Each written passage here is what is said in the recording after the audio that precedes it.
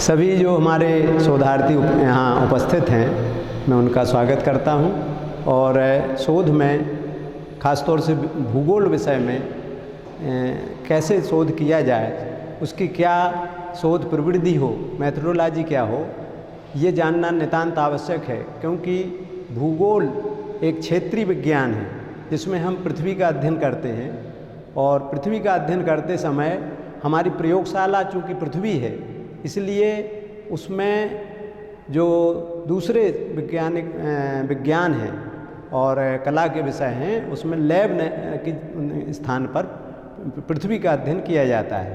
तो पृथ्वी को हम कमरे में नहीं ला सकते हैं और उसका अध्ययन करना है। ऐसी स्थिति में शोध कैसे किया जाए? भूगोल के बारे में यह भी कहा जाता है कि भूगोल एक इंटरडिसिप्लिनरी सब्जेक्ट है, अंतर अनुशासनिक विषय है। और हम जो भूगोल में करेंगे, चाहे किसी भी विषय का अध्ययन हो, यदि हम उस विषय को क्षेत्रीय आधार पर परखते हैं, जांचते हैं, उसका अध्ययन करते हैं, तो वो भौगोलिक अध्ययन हो जाता है। क्षेत्रीय आधार पर अध्ययन करने के लिए दो तरह का अध्ययन होता है भूगोल में। एक तो होता है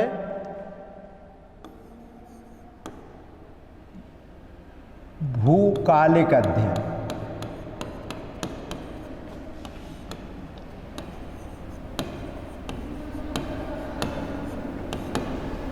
भूकालिक अध्ययन का मतलब ये होता है कि हम जो भी हमारे पास डाटा हैं, समंक हैं, उन समंकों को दो तरह से उनका एनालिसिस करते हैं। पहले तरह के एनालिसिस में यानी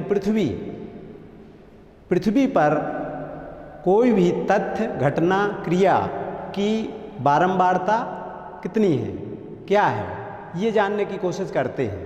और हम किसी भी अध्ययन इकाई को अलग अलग मानक इकाइयों में बांटते हैं। जैसा कि हमारे शोध छात्र जानते होंगे कि प्रशासनिक दृष्टि से चाहे कोई देश हो या कोई राज्य हो, उसको प्रशासनिक इकाइयों में बांटा गया है। और आप लोग जानते होंगे प्रशासनिक इकाई कहाँ से शुरू होती है। ग्रामीण क्षेत्र में जो आपका खेत है, वो सबसे छोटी प्रशासनिक इकाई है। उसको मिलाकर गांव बनता है, कई गांव को मिला के पटवारी हल्का बनता है, कई पटवारी हल्काओं को मिलाकर तहसील बनती है, आरआई सर्किल बनता है, आरआई सर्किल को मिलाकर तहसील, तहसील को मिलाकर जिला, जिला को मिलाकर संभाग, संभाग को मिलाकर राज्य, और राज्य को मिलाकर देश बनता है। तो ये प्रशासनिक व्यवस्था को दुरुस्त रखने के लिए प्रशासन के दृष्टि द्वारा ये इकाइयाँ बांटी गई हैं।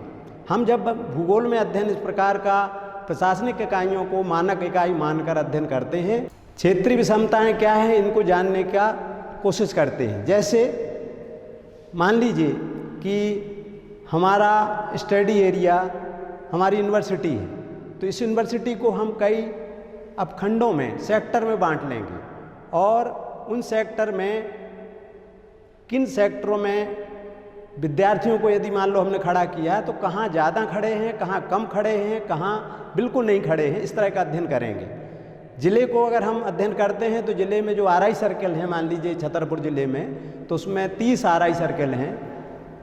30 आरआई सर्किल में ऐसा नहीं है कि कोई तथ्य सभी आरआई सर्किल में एक जैसा हो, किसी में अधिक हो सकता है, किसी में कम हो सकता है। उदाहरण के तौर पर पॉपुलेशन है या कोई फसल है, तो पॉपुलेशन हर ब्लॉक में, हर इसमें आरआई सर्किल में, राजस्व निरीक्षक मंडल में एक जैसी नहीं होगी, किसी में ज़्यादा होगी, किसी में कम होगी। इस आधार पर हम उस क्षेत्र को भूकालिक अध्ययन में, जियो एनालिसिस की दृष्टि से सबसे पहले सेक्टर में बांटकर और उसमें अलग अलग सेट देंगे। जहाँ सबसे ज़्यादा हैं उसको गहरा सेट देंगे, या उसको कलर के द्वारा भी दर्शा सकते हैं, और जहाँ कम है उसको अलग सेट देंगे। इस तरह से हाईएस्ट, हाई, मॉडरेट, लो और लोएस्ट 5 कैटेगरी में हमने बांटा।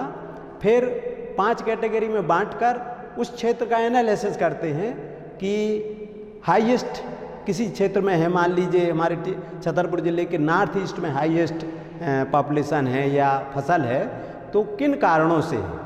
क्योंकि भूगोल एक विज्ञान है, बिना कारण जाने हम कोई भी विश्लेषण करें तो वो भौगोलिक अध्ययन नहीं कहलाता है। तो हाईएस्ट क्यों है इसका बताएंगे कि मिट्टी की उर्वरता अधिक है, सड़कों का जाल बिछा हुआ है, सिंचाई के साधनों का विकास हुआ है। जो जिस तथ्य से रिलेटेड फैक्टर हैं, फेवरेबल फैक्टर, उनको हम ध्यान में रख के अपनी बात करते हैं। फिर लोएस्ट है, तो लोएस्ट के भी कारण होते हैं। जैसे मान लीजिए समतल धरातल नहीं है तो कोई फसल नहीं होगी, और उपजाऊ मिट्टी नहीं है तो कोई फसल वहाँ नहीं होगी। लोगों को वहाँ किसी तरह की कृषि क्रिया करने में कोई असुविधा है तो नहीं होगी। पठारी क्षेत्र है, पहाड़ी क्षेत्र है, जहाँ कृषि यंत्रों का उपयोग नहीं हो सकता, तो वहाँ वो चीज़ न्यूनतम या बिल्कुल नहीं पाई जाएगी। तो इस तरह से हम 5 कैटेगरी में या 7 कैटेगरी में सेट बनाकर मैप पर और उसका एनालिसिस करते हैं। ये अंतर क्षेत्रीय और अंतरा क्षेत्रीय 2 तरह का विश्लेषण होता है। अंतर क्षेत्रीय का मतलब अपनी अध्ययन इकाई में परस्पर एक मानक इकाई की दूसरे मानक इकाई से तुलना करके कि इसका उभर कर क्षेत्र कौन सा आ रहा है और डोमिनेंट कौन है और नॉन डोमिनेंट कौन से है। दूसरा है अंतरा क्षेत्रीय अध्ययन कहलाता है। हमने जो अध्ययन इकाई चुनी है उस अध्ययन इकाई का दूसरे अध्ययन इकाइयों के संदर्भ में क्या महत्व है। जैसे मान लीजिए हमारा छतरपुर जिला अध्ययन इकाई है, तो जो नेबरहुड ज़िले हैं, नियरेस्ट ज़िले हैं, उनमें हमारा उनकी तुलना में हम कैसे डोमिनेंट कर रहे हैं या कमज़ोर पड़ रहे हैं। आप लोग ये जानते होंगे कि किसी भी चीज़ के व्यक्तित्व को, पर्सनालिटी को उभारने के लिए 2 चीज़ों को लाना ज़रूरी होता है। छतरपुर ज़िले के आसपास जितने ज़िले हैं उनसे अगर हम तुलना करें तो वो अंतरा क्षेत्रीय विश्लेषण है, दूसरे से तुलना करके हम उसको कर सकते हैं। एक अध्ययन करते समय भूगोल में जो डाटा है वो डाटा भी 2 तरह के आप लोग जानते होंगे। पहला डाटा कहलाता है प्राथमिक समांक।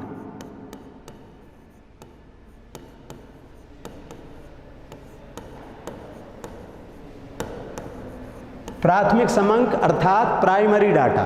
प्राइमरी डाटा के बारे में शोध छात्र को ये पता होना चाहिए कि जो हम डाटा डोर टू डोर जाकर या प्रश्नावली बनाकर वहाँ जिस क्षेत्र का, जिस गांव का, जो हमने आइडियल गांव लिया है वहाँ का की जानकारी को कलेक्ट करते हैं, तो जब हम रूबरू होकर करते हैं या अपने किसी विश्वसनीय आदमी को देकर वो इन्फॉर्मेशन कलेक्ट करते हैं तो उसमें सच्चाई का अंश 90% से अधिक होता है। दूसरा, जो विभिन्न संस्थान हैं, शासकीय उपक्रम हैं, उनके द्वारा आंकड़ा इकट्ठा किया जाता है, उसको द्वितीयक समांक कहते हैं।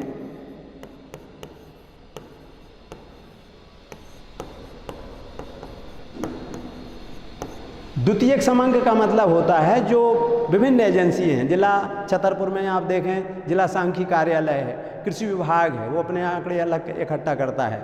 इसी तरह से जो मेट्रोलॉजिकल ऑब्जर्वेटरी है वो अपने आंकड़े इकट्ठे करती है। तो अलग अलग विभागों द्वारा भी आंकड़े इकट्ठे करके अपनी प्रोग्रेस को दिखाने के लिए वो वार्षिक प्रतिवेदन बनाते हैं, वार्षिक प्रगति को शासन तक भेजते हैं। तो वो सेकेंडरी डाटा कहलाते हैं। जो सेकेंडरी डाटा है वो अनुमान पर आधारित होता है। इनकी विश्वसनीयता उतनी नहीं होती है जितनी कि प्राइमरी डाटा की होती है। अब हमने प्राइमरी डाटा लिया या सेकेंडरी डाटा लिया, तो प्राइमरी डाटा में क्या होता है कि हम कोई आइडियल विलेज लेते हैं, कम से कम 10-15 अपने क्षेत्र के विलेज, उसमें भी अलग अलग विशेषताओं वाले, जैसे हाईली इरिगेटेड, मॉडरेट इरिगेटेड और लोएस्ट इरिगेटेड। इस तरह से हमने इस तरह के क्षेत्र को, पहाड़ी गांव या मैदानी गांव या अंदर जो अगम जिसको कहते हैं अनअप्रोचेबल विलेज, तो इस तरह से हम उनको रैंडम मेथड से या उनकी विशेषताओं के आधार पर चुनते हैं। उन गांवों में से हमें अब कौन सा अध्ययन करना है। जैसे मान लीजिए हम एग्रीकल्चर का अध्ययन कर रहे हैं, तो एग्रीकल्चर का अध्ययन करते समय हम उस गांव के बारे में पूरी इन्फॉर्मेशन लेंगे, प्रश्नावली बनाएंगे, और प्रश्नावली बनाने के बाद आप क्या करेंगे कि उसमें एक फूड बैलेंस शीट बनाई जाती है, खाद्य संतुलन पत्रक। खाद्य संतुलन पत्रक में उस गांव में डोर टू डोर जाके कि भाई आप कौन कौन सी फसलें उत्पन्न करते हैं वो पूछेंगे, उन फसलों का प्रोडक्शन कितना होता है अलग अलग फसलों का तो वो आप पूछेंगे, उन फसलों के प्रोडक्शन के बाद कितना आप फसल का अंश सेल कर देते हैं, बिक्री कर देते हैं, वो उसमें आप एंट्री करेंगे। इसके बाद कितना खाने के लिए रखते हैं वो भी पूछेंगे, कितना फसल घर आते आते नष्ट हो जाती है इस तरह का पूछेंगे। अब जो फसल हमारे घर में खाने के लिए हमने रखी है तो कौन कौन सी फसलें हैं जो हमें खाद्य पदार्थ के रूप में प्रयुक्त करना है, उन फसलों से हमें कितने कैलोरी ऊर्जा प्राप्त होती है। अगर हमें जितनी अपेक्षित कैलोरी है ज़रूरत है उतनी हमें ऊर्जा प्राप्त होती है तो वो गांव आइडियल आदर्श गांव माना जाएगा। जितनी अपेक्षा है उससे कम पोषण आहार मिल रहा है तो उसको आप फूड बैलेंस शीट की दृष्टि से उन्नत गांव नहीं मानते हैं। तो इस तरह से लेके फिर अब ये अपने गांव का लिया, अलग अलग सेक्टर का लिया, अलग अलग क्षेत्र का लिया, फिर हम तहसील वाइज अध्ययन करेंगे।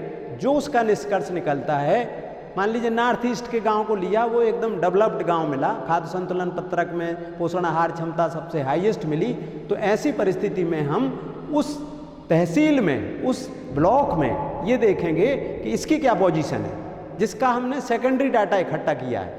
हो सकता है कि जो हमने डाटा इकट्ठा किया है उससे हमारा ब्लॉक का डाटा अलग रिजल्ट दे, तो विश्वास किस पे किया जाएगा, विश्वसनीयता किसकी होगी, जो हमने फिजिकली उपस्थित होके डाटा कलेक्ट किया है। सेकेंडरी डाटा विश्वसनीय नहीं होते। सेकेंडरी डाटा एक और भूगोल एवरेज का अध्ययन करता है। इतना बड़ा एरिया है, अगर हम कहें कि चप्पे चप्पे की जानकारी हम लेके और आपको बता दें तो नहीं बता सकते, तो हम औसत का अध्ययन करते हैं। उसके लिए भूगोल में कोरोप्लथ मैप के मैप या छायांकन विधि से मैप बनाते हैं। कोरोप्लथ में जो हाईएस्ट है, हाई है, मॉडरेट है, लो है, लोएस्ट है, इस तरह से हम आंकड़े दर्शाकर और हम उसका एनालिसिस करते हैं कोरोप्लथ। इसी तरह से हम डायग्रामेटिक प्रेजेंटेशन भी कर सकते हैं, किसी भी डाटा का आरेखी प्रदर्शन जिसको कहते हैं, उसके द्वारा भी हम भूगोल में स्पष्ट कर सकते हैं।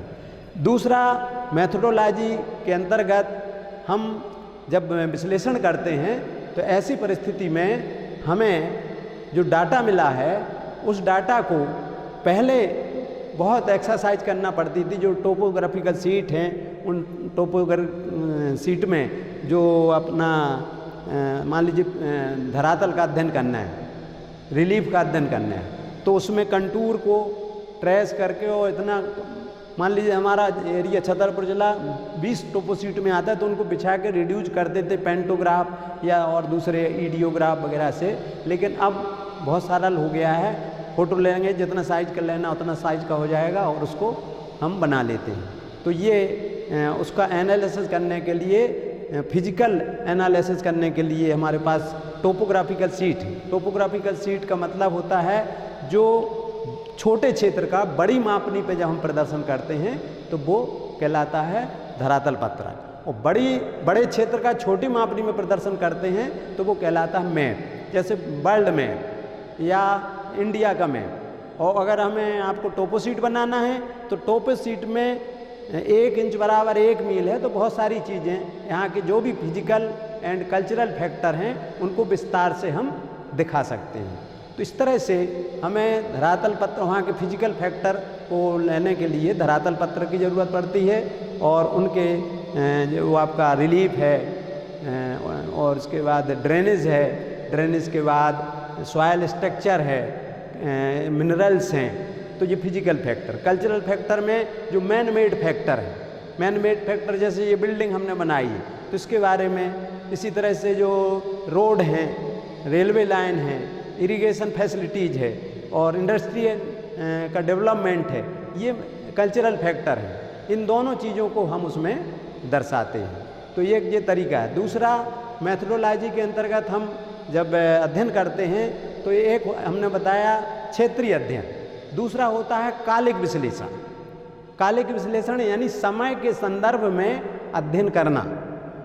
आज से 2001 में मान लीजिए जनसंख्या का अध्ययन कर रहे हैं, तो आज से 2001 में पॉपुलेशन की क्या पोजीशन थी, क्या विशेषताएं थी, फिर 11 में क्या हुई, 10-10 साल का हर दशक पे पॉपुलेशन का सेंसस तैयार होता है, तो 11 में इसके बाद कंप्लीट करते जाते हैं। उन दशकों में ऐसे कौन से दशक हैं जो आपको प्रभावित करते हैं, जिसमें कोई एक विशेषता पाई। जैसे 11 में 21 में एक प्लेग की बीमारी फैली तो पॉपुलेशन कम हो गई थी। तो क्यों हुई थी, कितने लोग क्षेत्र में हुई थी, ये आप जानेंगे। एक समय की दूसरे समय से तुलना करके, जैसे मान लीजिए रेनफॉल का अध्ययन हम कर रहे हैं, तो रेनफॉल आज से 50 साल पहले कितनी होती थी और आज कितनी होती है, उसमें भी हम ऐसा नहीं है कि एक ही वर्ष को लें। 50 साल पहले के जो आंकड़े हैं 5 वर्ष के लेंगे, फिर उनका एवरेज निकालेंगे। आज के जो हम आंकड़े हैं 5 वर्ष के लेंगे, उनका एवरेज निकालेंगे। इस एवरेज से उस एवरेज की तुलना करेंगे, फिर उसकी टेंडेंसी देखेंगे कि कहाँ क्या हमारे यहाँ रेनफॉल की जो तीव्रता है वो घट रही है, वर्षा दिवसों की संख्या घट रही है। इस तरह से हम अध्ययन करते हैं। तो ये कालिक विश्लेषण कहलाता है। समय के संदर्भ में तुलना करने से ही क्षेत्रीय व्यक्तित्व बढ़ता है। तो एक तो हमने क्षेत्र के आधार पर कर दिया, दूसरा हमने समय के आधार पर कर दिया। अब भूगोल के बारे में बहुत सारे परिभाषा की दृष्टि से यदि आप कहते हैं तो geography is a science of relation between physical and cultural factor on the earth. पृथ्वी पर जो भौतिक और सांस्कृतिक कारक हैं उनके परस्पर संबंधों का वैज्ञानिक विश्लेषण भूगोल है। तो अब भौतिक कारक कौन से हैं, हमें जो स्टडी एरिया दिया है उनका हम अध्ययन करेंगे। रिलीफ क्या है, ड्रेनेज क्या है, इसके बाद वहाँ की टोपोग्राफी के बाद फिर इसकी सॉइल क्या है, फॉरेस्ट वेजिटेशन क्या है, क्लाइमेटिक कंडीशन क्या है, ये सब चीज़ें देखते हैं। इसी तरह से मिनरल्स कौन से हैं, ये फिजिकल फैक्टर जो मैन मेड नहीं है बल्कि नेचुरल तरीके से, प्राकृतिक तरीके से बने हैं। दूसरा हम कल्चरल फैक्टर का अध्ययन करते हैं, तो वो आप जो हमने तैयार किए हैं उनका अध्ययन करते हैं। उनकी परस्पर तुलना करने के बाद आप देखेंगे कि उनमें परस्पर रिलेशन है। जैसे आपने सुना होगा कि ब्लैक कॉटन सॉइल नाम ही है उसका, काली मिट्टी। काली मिट्टी जैसे आप नाम लेंगे तो आप कहेंगे यहाँ इसमें कपास पैदा होता होगा, इसमें मूंगफली पैदा होगी। तो ये दोनों में आपस में रिलेशन है। अगर रेतीली मिट्टी है तो उसमें अमुक फसल पैदा होगी। यानी एक है कल्चरल फैक्टर, एक है फिजिकल फैक्टर, दोनों में आपस में। पहाड़ी क्षेत्र है तो वहाँ पॉपुलेशन कम होगी, अपने आप बता देंगे आप। मैदानी क्षेत्र है, पॉपुलेशन ज़्यादा होगी, क्योंकि मैदान में ही लोग बसना पसंद। पानी वाटर सप्लाई है तो वहाँ लोग बसेंगे। तो हम जब बस्तियों का अध्ययन करते हैं, सेटलमेंट का अध्ययन करते हैं, तो ये सारे फैक्टर उसको ध्यान में रखते हैं। इसके बाद हम जो मैप बनाते हैं, तो जैसे हमें मान लीजिए किसी क्षेत्र का नक्शा है, इस तरह से हम एक मानक मैप इस तरह से बनाएंगे।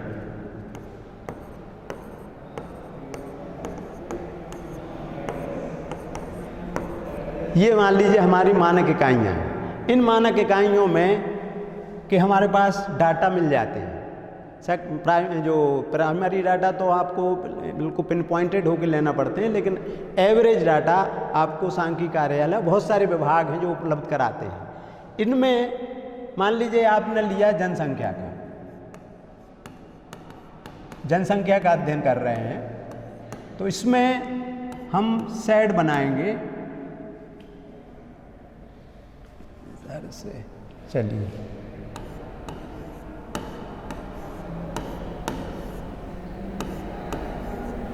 ये 5 हमने कैटेगरी में बांटा। तो इसमें हम सबसे पहले जे हाईएस्ट। अब इसमें जहाँ हाईएस्ट है किसी चीज़ की वैल्यू, तो उसको हम मान लीजिए ये 7 और 8 नंबर में हाईएस्ट है, तो इसको हम,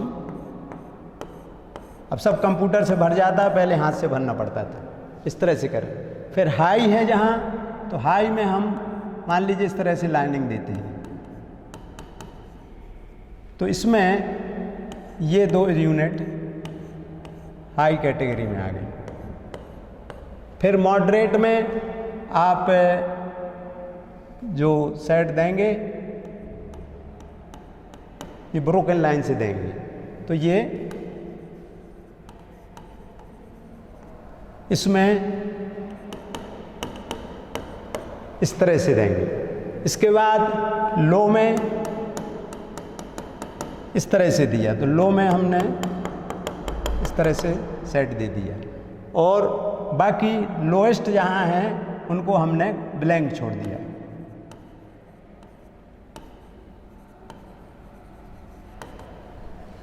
इस तरह से हम कोई भी फैक्टर हो, चाहे कोई घटना हो, क्रिया हो, तथ्य हो, उसका हम मैप पर इस तरह से विश्लेषण करके बताते हैं। अब इसमें जो अरकुंड में जांचें या कहीं जांच लें, इसमें कहीं नकल इसलिए नहीं है कि हमने डाटा लिया है पर्सनली जाके या किसी विभाग से लाके, और डाटा लेने के बाद हमने मैप बनाया, वो भी हमारा ओरिजिनल है। मैप को हमने बनाया, वो भी हमारा ओरिजिनल है।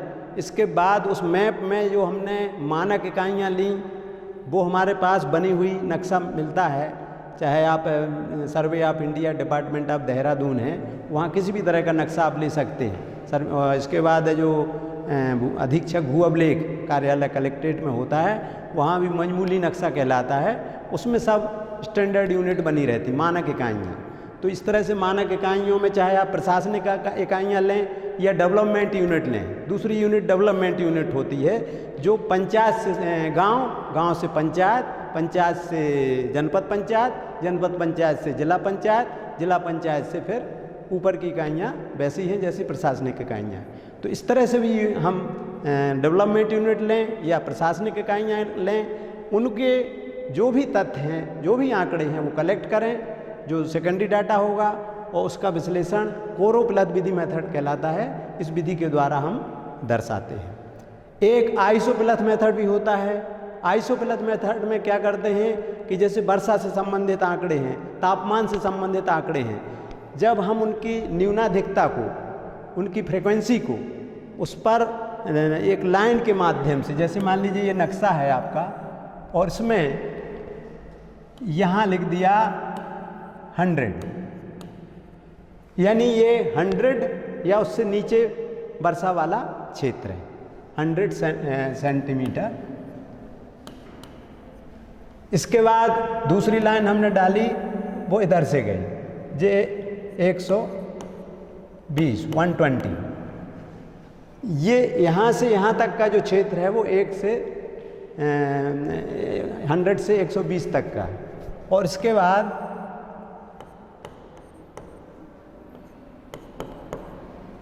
एक 140, ये इतना एरिया है वो 140 को दर्शाएगा, और इसके बाद जो नीचे है वो 140 से अबव का होगा।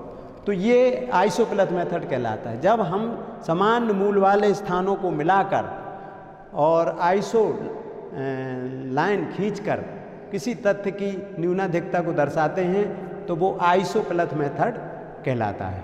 तो इस तरह का एक प्रेजेंटेशन होता है, ये मैप में हम दर्शाते हैं। अब एक ट्रैफिक फ्लो भी बनता है कि यहाँ से कितनी बसें चल रही हैं छतरपुर जिले से डिफरेंट पार्ट के लिए, कितनी ट्रेनें चल रही हैं, ट्रेनों की संख्या, बसों की संख्या। तो उसके आधार पर हम लाइन, जहाँ से हमारा स्टार्टिंग पॉइंट होता है, उस तरह से लाइनें डालकर या सेड को मोटा पतला करके बनाते हैं। तो ये एक तरीका है जो इसको कहते हैं सममान रेखा विधि। सममान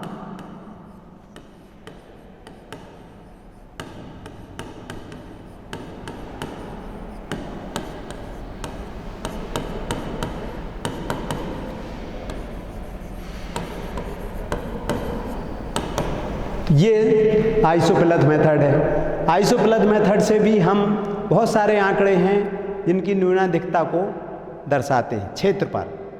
अब समय के संदर्भ में यदि हमें करना है तो समय के संदर्भ में हम डायग्रामेटिक मेथड अपनाते हैं, आरेखी विधि। आरेखी विधि में भी बहुत सारे तरह के आरेख हैं। 1 डायमेंशनल डायग्राम है, 2 डायमेंशनल डायग्राम है, 3 डायमेंशनल डायग्राम है।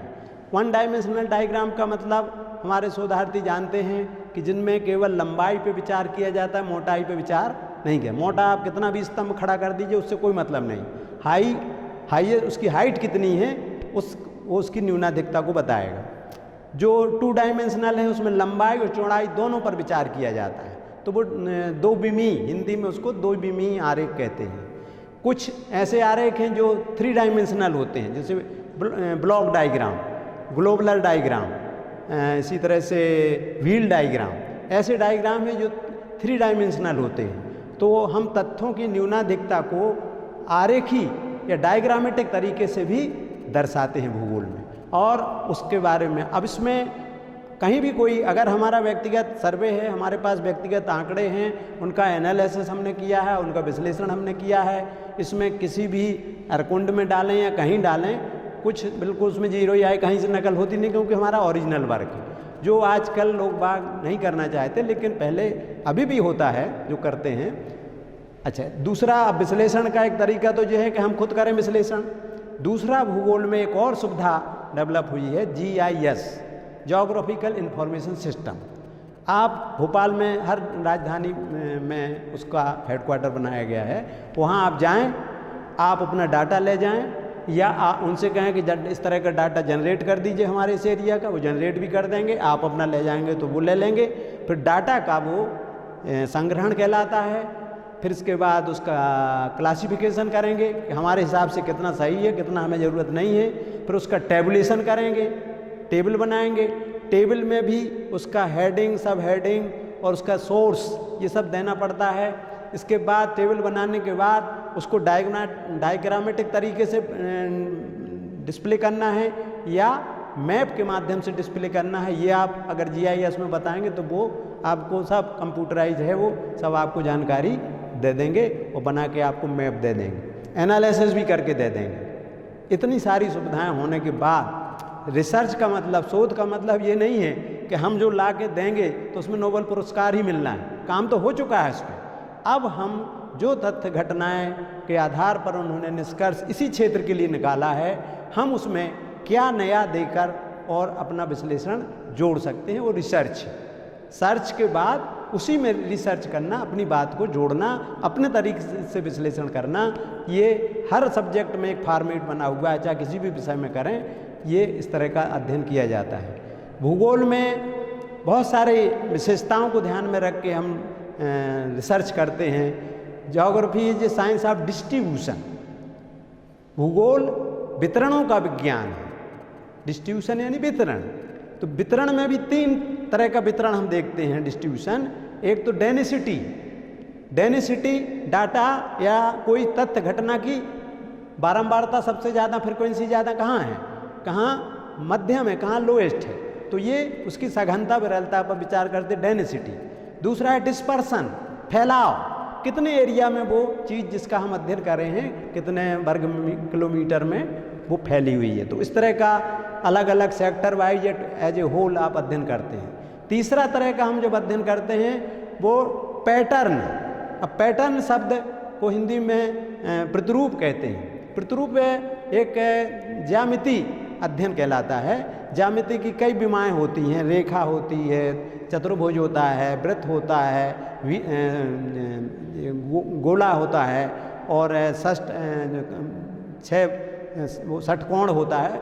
रेखागणित की कई विमाएँ हैं। तो हम जब अध्ययन करते हैं, डेंसिटी का अध्ययन करेंगे तो तथ्यों की बारंबारता के बारे में करेंगे। डिस्पर्सन का अध्ययन करेंगे तो हम तथ्यों के फैलाव के बारे में अध्ययन करेंगे कि कितने एरिया में जनसंख्या फैली है, कहाँ नहीं है, कहाँ नेगेटिव एरिया है, कहाँ पॉजिटिव एरिया है। और पैटर्न का जब अध्ययन करते हैं तो क्या लीनियर पैटर्न है, मान लीजिए सेटलमेंट का अध्ययन कर रहे हैं, बस्तियों का, तो सड़क के किनारे किनारे क्या बस्तियां बसी हैं, तो उसको हम लीनियर पैटर्न करेंगे। रेखा के सहारे बसी हैं, क्यों बसी हैं, क्यों हमेशा जुड़ा रहता है हमारे रिसर्च में कि अगर ये बस्ती यहाँ से लेकर लंबी बस्ती जा रही है और कहीं दूसरी अंदर नहीं जा रही, तो क्या विशेष क्यों है यहाँ।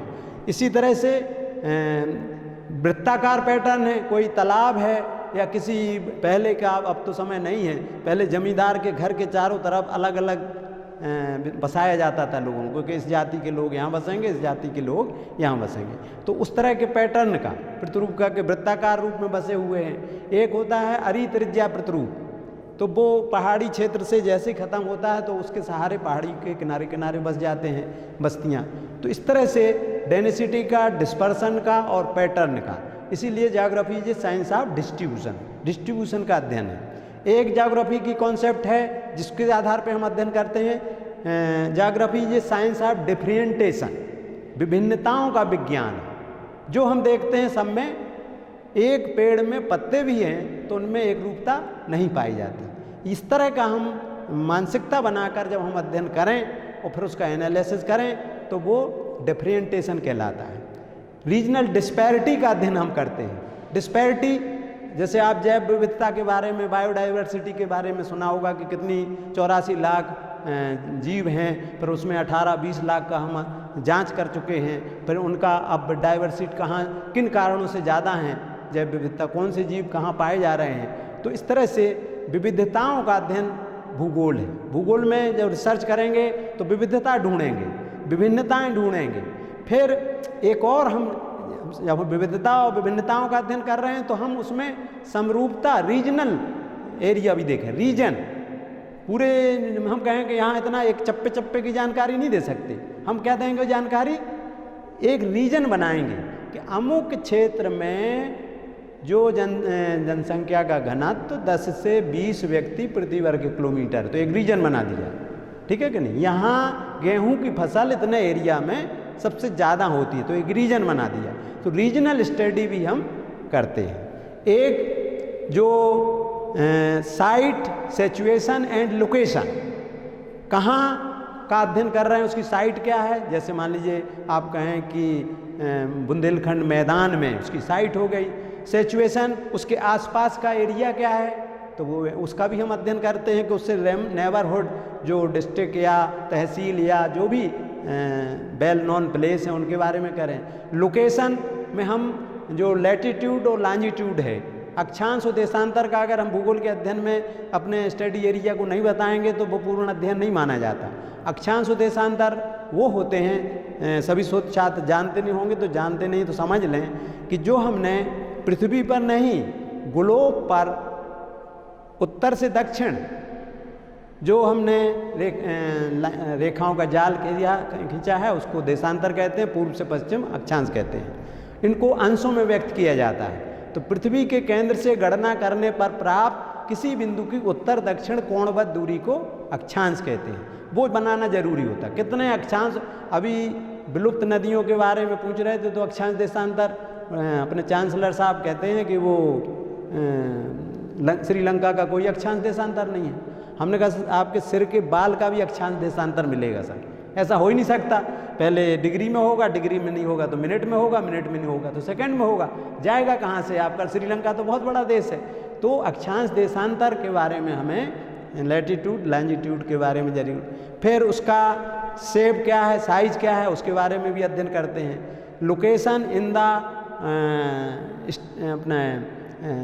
अपने इंडिया, भारत का अध्ययन करते हैं। तो देश में, नेशन में हमारी क्या लोकेशन है, फिर हमारे स्टेट में हमारी क्या लोकेशन है, फिर हम उस स्टेट में कौन से डिवीज़न में बस रहे हैं, ये इस तरह की लोकेशन भी हमें साइट, सिचुएशन एंड लोकेशन का अध्ययन करना पड़ता है। एक है ज्योग्राफी में परिसंचरण का अध्ययन करते हैं। परिसंचरण मतलब कोई भी चीज़ एक स्थान पर नहीं रखी रहती है, वो एक स्थान से दूसरे स्थान पर आती है, जाती है, तो उसके लिए ट्रांसपोर्टेशन और ये सारी सुविधाएं, तो इसको परिसंचरण का अध्ययन करते हैं। तो ये तो भूगोल की दृष्टि से जब हम अध्ययन करते हैं, कोई भी फिजिकल और कोई भी कल्चरल फैक्टर है तो उसको हम भूगोल में एक अपना स्टडी के लिए टॉपिक चुन सकते हैं। अब नए जो टॉपिक लिए जा रहे हैं, पहले क्या होता था कि हम बुंदेलखंड रीजन पूरा ले लिया, मध्य प्रदेश ले लिया, अब वो मैसो रीजन पे नहीं जाते हैं, माइक्रो रीजन पे स्टडी की जाती है। छोटा सा क्षेत्र लीजिए और उसको बारीकी से अध्ययन करें। जैसे मैं कुछ जब रिसर्च कर रहा था तो जो हमारे बहुत बड़े हस्ती थी मेरठ यूनिवर्सिटी BHU के head of the department RL Singh, तो उन्होंने हमारी वाइवा लेते समय कहा कि जो आपने लिखा है वो तो पीएचडी आपको डिग्री मिल गई, लेकिन आपको करना क्या है, करना क्या है, आप जिस गांव के निवासी उस गांव को अपने आइडियल विलेज क्यों नहीं माना। तो बारीकी से अध्ययन करने के लिए जिस वेल नोन प्लेस है उसी में आप खोजेंगे बहुत सारी चीज़ें, तो आप खोज सकते हैं।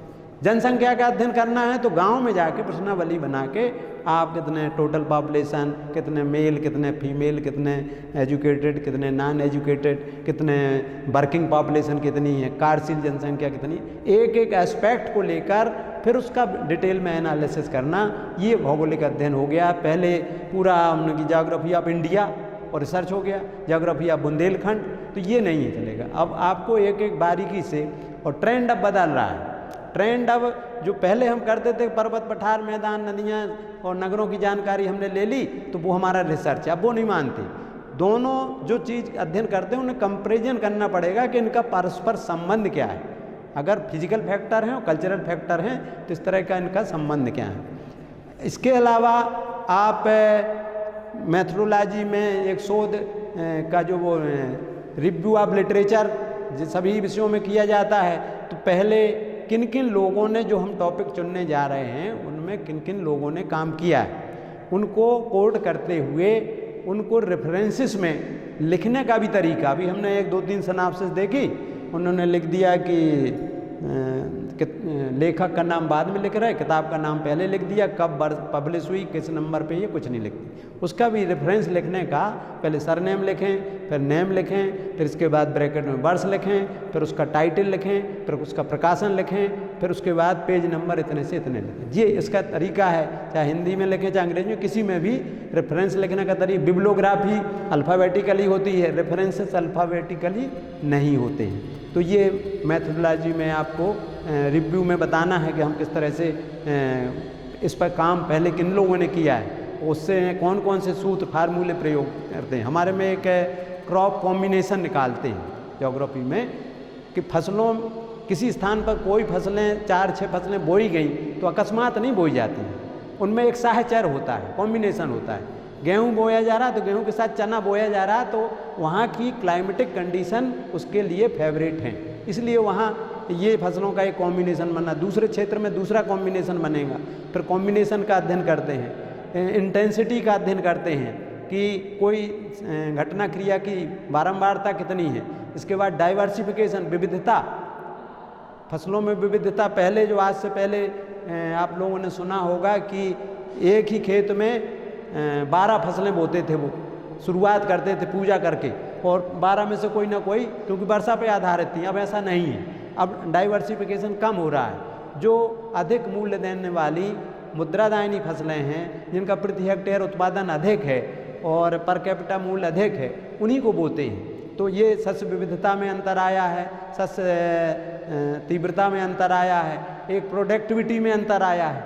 तो प्रोडक्टिविटी में आपको उसके बहुत सारे सूत्र हैं जिनसे निकालते हैं। रैंकिंग कोफिशिएंट मेथड है, जिसमें हम कुछ इंडिकेटर लेके, प्रतिमान लेके, और फिर उनमें देखते हैं कि कौन चीज़ यहाँ डोमिनेट कर रही, कौन चीज़ नहीं है। तो ये रिसर्च का भूगोल में तरीका है, किस चीज़ क्षेत्र में आप जाएं आपको शोध कर सकते हैं।